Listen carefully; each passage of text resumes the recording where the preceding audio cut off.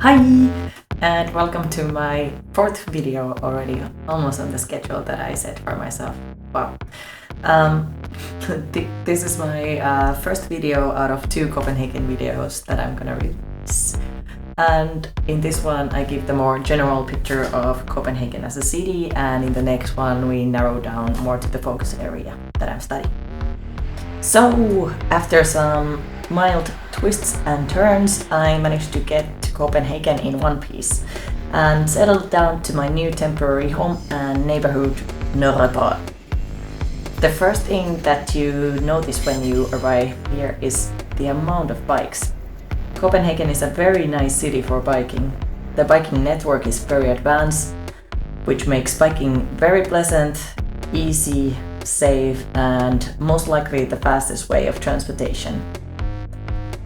Additionally, people actually know how to behave in the light traffic, and you don't see this shit all around the city, left in the most stupid places. So it's much more pleasant to bike in Copenhagen than in Helsinki, for example. Moving on. So at first I wanted to get a general picture of the city, so I basically biked around and drew places. Drawing is a great way to do observations because you have to stop for a moment and spend time focusing on your environment. I also met with local actors, politicians, planners, activists, people working with the homeless, etc. This, by the way, is a local homeless center called Hugs and Food. Wouldn't have been my first guess,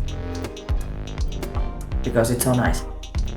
So let's narrow down a bit. The 2 public spaces I'm studying are both in this area, Nørrebro.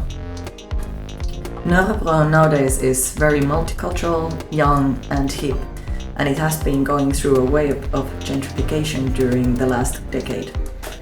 As many other gentrified neighborhoods, Nørrebro also used to be a working class area. The street view is dominated by ethnic retail, and about 20% of the population has non-Danish origins. Nørrebro is a very lively area and has a broad variety of super interesting public spaces, one of the most famous being Superkilen, which with Nørrebro Park cuts the area in north-south axle. I really enjoy the planning praxis here, not only because inclusive and participatory planning has been used broadly, but also because here they do much more brave planning decisions. There's many public outdoor climbing walls like this one. In Finland we don't do this because we're afraid that some drunken person gets injured or dies and sues the city. Also, in general, Copenhagen is a city that really encourages you to move. Jotakin se sairastuttaa. Tanskalainen miljö tekee mulle. Täällä mä oon 7 aamulla lenkillä. Tätä kuvittelisin, että johtuu siitä, kun on pyöräily joka päivä, kun se pyöräily on niin merkittävää ja helppoa. Ja toisaalta myös koska pitää. Mutta sitten illalla tuolla köpsästä äkkiä kivasti pötköttää. Sorsia. Niin.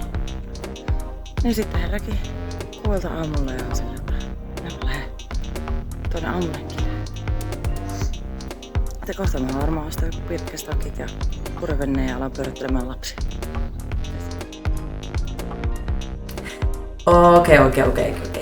So Copenhagen is not only like a paradise-like city where everybody's happy as a squirrel. No.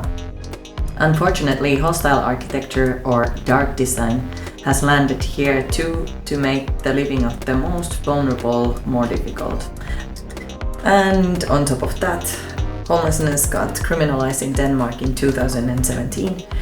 So for example, if you're homeless and you want to sleep, you have to do it by yourself, not with a friend or a group, which makes the people who who are experiencing homelessness much more prone to all sorts of crime, harassment, violence, rape, etc.